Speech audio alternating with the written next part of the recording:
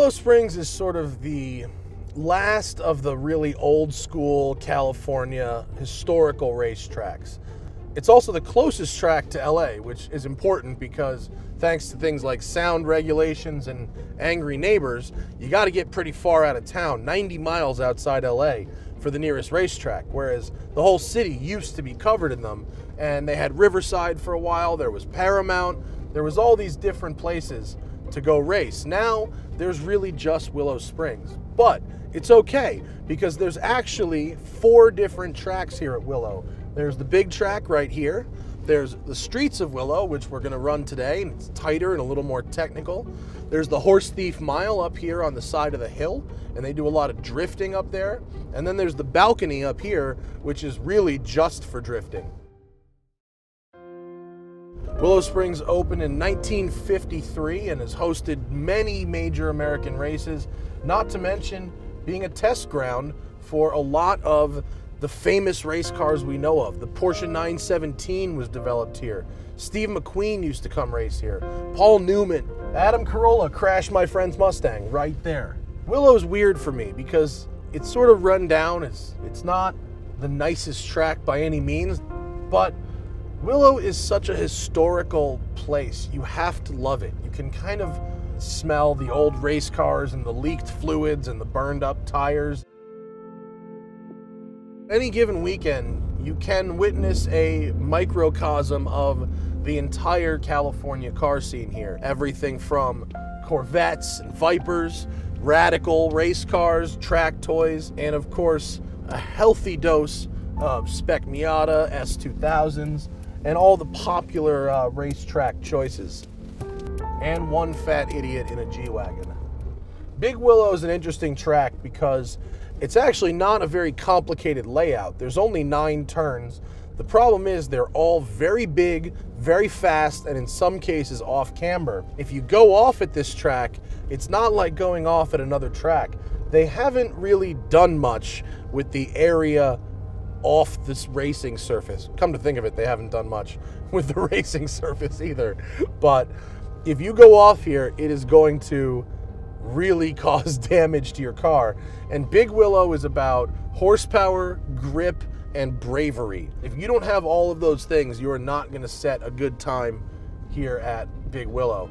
I'm going to show you my favorite spot on the retaining wall off the back of turn 8 at Willow, which is the fastest corner in the track. You'll notice green, green, green, green. Right here, that green becomes a little more vibrant. And that's because one of the best YouTube videos of all time at this track, where a Fox body sailed off the track and through this wall.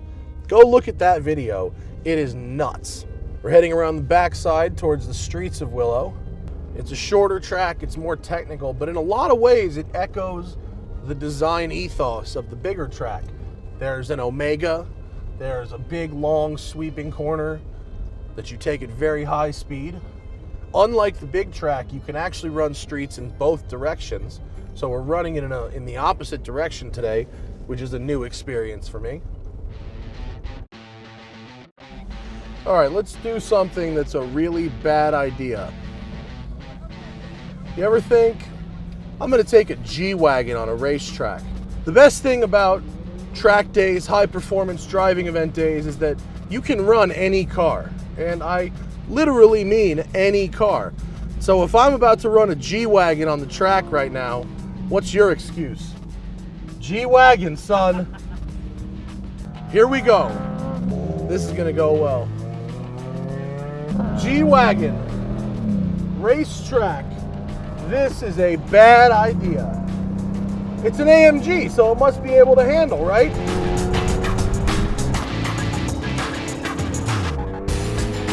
I could probably do some big cuts like here. Oh no, traction control is just killing the power.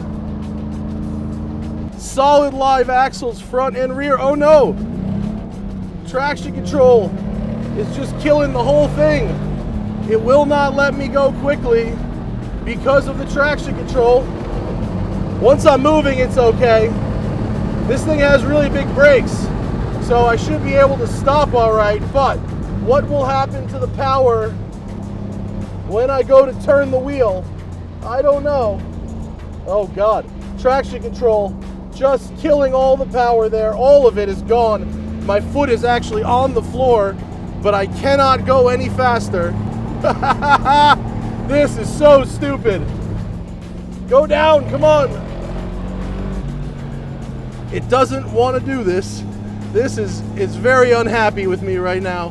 Body roll, look, that's full to the floor. Traction control, now it's off. Will this be any better? No. It has a solid front axle. Normally even something like a Mustang or even a pickup truck would have an independent front suspension at the very least, but not the G-Wagon. They keep it old school. It may be good for off-roading, but it's even better on the racetrack. That's a lie. It's not better at all. It's worse. It's much worse. Got a vet coming up in my rear view. We're going to have to give him a point by for sure. Go! Go, you piece of crap! Come on! It will not accelerate while the wheel is turned. That's probably for the benefit of most people who own these things. Point by for the vet. And I'm going to stay wide and give him a point by as well. Okay, look, cruising around Beverly Hills.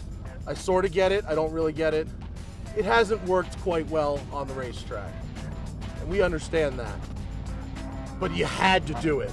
You had to prove you could bring any car to an HPDE, even if you're driving a G-Wagon. That was terrible. No, that was the worst shit ever, dude. I'm like in everybody's way. It stinks. You look like you're gonna roll it over. Yeah. So we've established the G63 isn't really a true AMG in the sense that it stinks on a racetrack. This is still a truck, even if it's a 535 horsepower truck that can hit 60 in under 5 seconds. Frustrated, I sought redemption for this Cold War relic and had to look no further than the mountain on which Willow Springs abuts. Trails. Technically, you're supposed to ask before you do this, but I couldn't help myself. Getting this thing off the track is probably the nicest thing I could do for it. G-Wagon, AMG badge or not, is not really a track-ready vehicle. Oh look, we found an off-road section. I haven't even adjusted any of my settings. Here we go.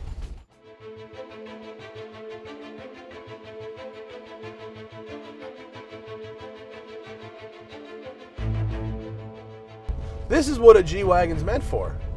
It's actually meant for things even more difficult than this. But this makes me happy. This makes me much happier than being on the racetrack in this thing. It's got ground clearance, solid axles. It even has some tread on the tires. Oh, look at, oh, how's the approach? Super steep.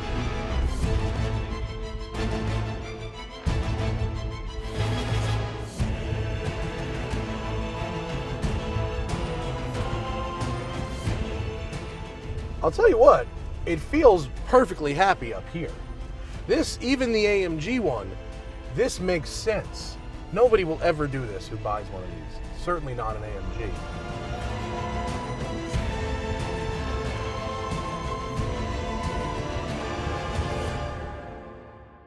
The G-Wagon's savior is still, and probably always will be, its off-road prowess. With its live axles, hand-riveted steel construction, and a triplet of locking differentials, the plethora of low-end torque sent that G63 up the hill like it was a Whole Foods parking lot full of GLA 250s. In the age of down-market luxury, useless as it may seem, it's good to know that cars like the G63 still exist. They're relics of an era of simplicity and over-engineering of designs built truly to last. And despite the G-Wagon's current residency as king of Beverly Hills, when the big one takes out half this city, it'll probably be the last thing running.